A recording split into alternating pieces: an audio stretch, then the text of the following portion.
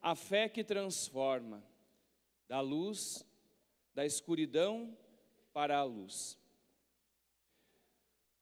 Nós ouvimos hoje, neste domingo, o Evangelho de São Marcos, que nos traz este episódio da cura do cego Bartimeu.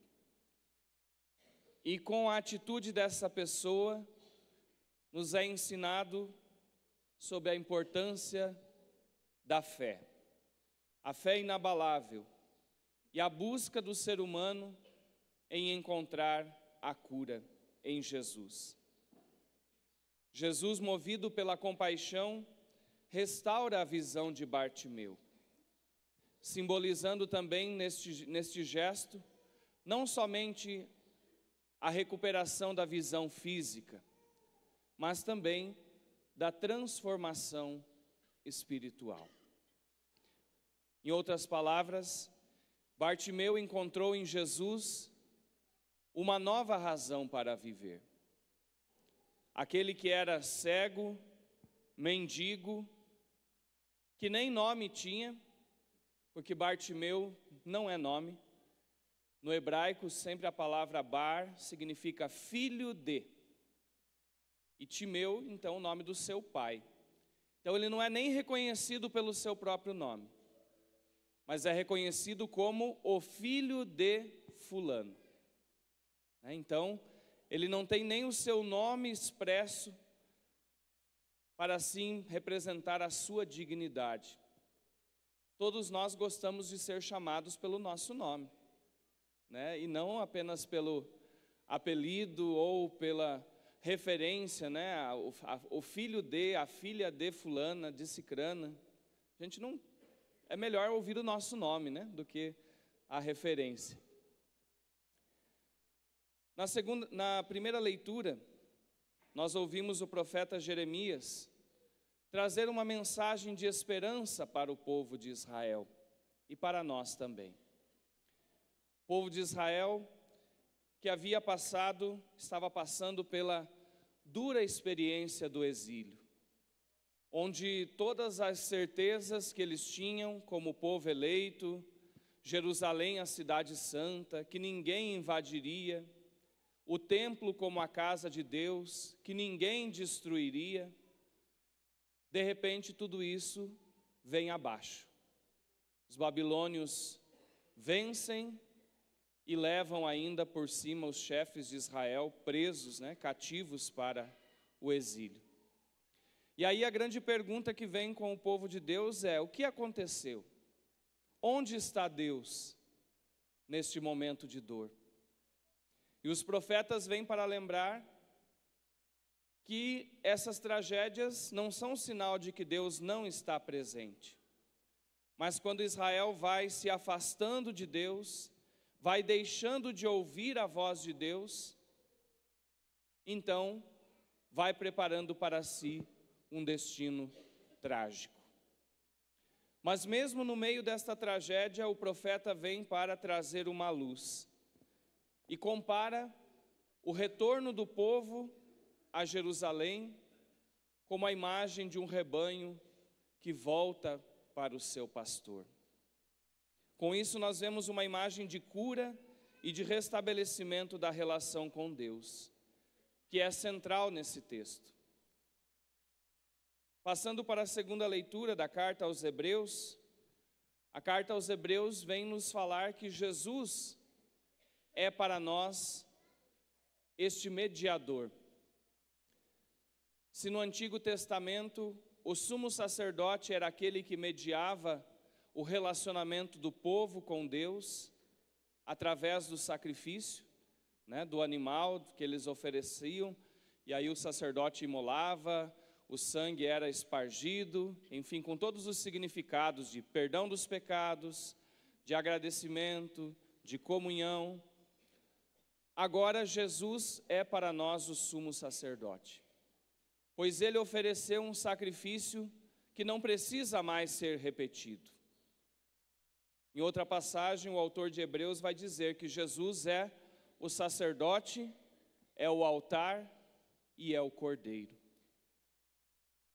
Ele é o sumo sacerdote não por um título de glória e de honra, mas por aquilo que ele fez, porque ele se entregou a si mesmo por amor a nós, para a nossa salvação. Então ele é o nosso mediador, ele é capaz de compreender a nossa situação humana, porque ele assumiu a nossa humanidade até as últimas consequências. Viveu em tudo como nós, menos o pecado. Por isso, ele pode se compadecer de nós, né? Porque ele sabe aquilo que vai dentro do coração humano. Com isso, gostaria de trazer algumas reflexões para nós guardarmos à luz desta palavra. A primeira delas é a fé como uma força transformadora. Toda a liturgia da palavra hoje lembra para nós isso. A fé, como abertura para Deus, ela tem o poder de transformar. Bartimeu, de cego, mendigo, sem nome, sem dignidade, recupera a visão, recupera e Jesus abre para ele uma vida nova. O povo de Israel no exílio, se voltar a Deus com fé, também tem a perspectiva da restauração. O cristão deve buscar também a santidade, crescendo na fé em Deus. Porém, um segundo passo é necessário, e Bartimeu nos ensina muito hoje. É preciso ter a iniciativa de buscar a Deus. Não dá para ficar passivo, parado, esperando que todas as coisas caiam do céu, sem nós buscarmos também, manifestarmos o nosso desejo, o nosso interesse. Bartimeu não esperou que Jesus fosse até ele. Até mesmo no meio daquela multidão que estava comprimindo Jesus, talvez dificilmente Jesus passaria por ele. Mas Bartimeu não fica ali parado, ai, sou um coitadinho, Jesus não vai passar por aqui. Não, ele começa a gritar, né? O que ele pode fazer naquele momento é isso.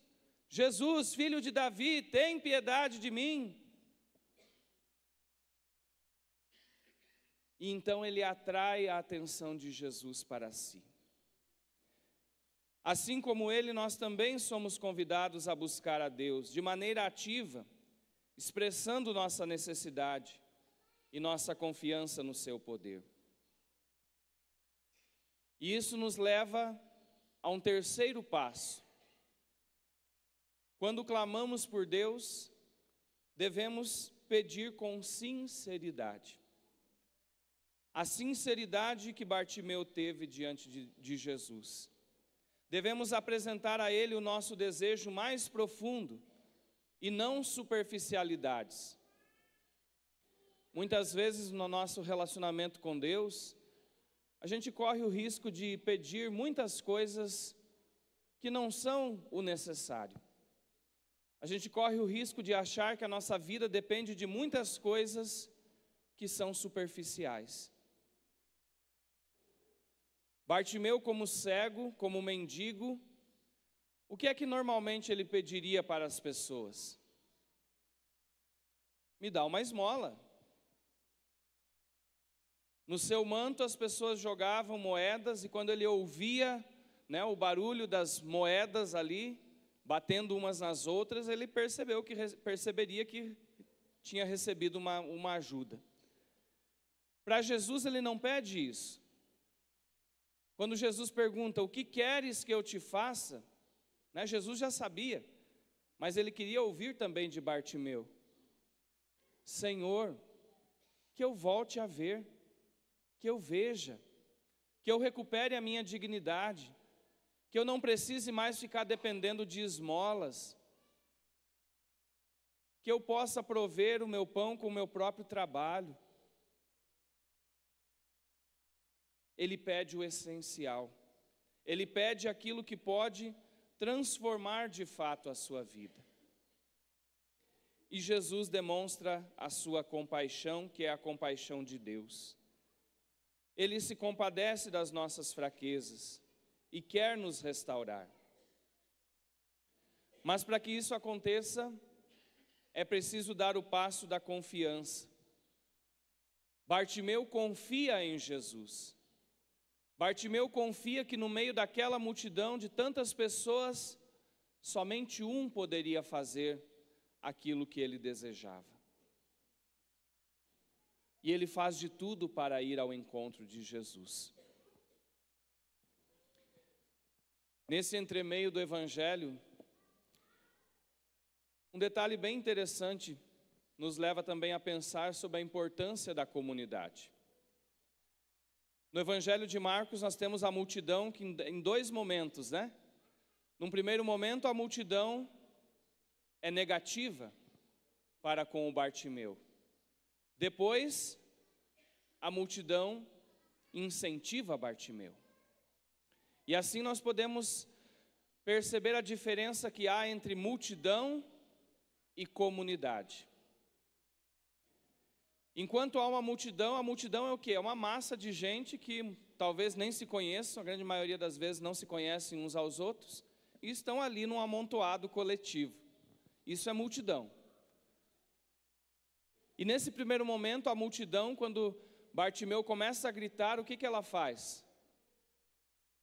Manda se calar, né? Fica quieto, você está atrapalhando a pregação de Jesus. Silêncio. Mas depois, quando Jesus manda chamar, então nós vemos a presença então de uma comunidade. Pelo menos alguns ali mais próximos de Bartimeu olham para ele e diz: coragem, levanta-te, Jesus está te chamando.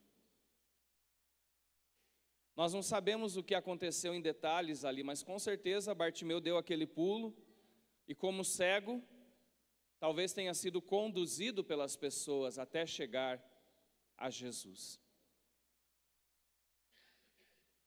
Na vida comunitária nós devemos pensar muito isso.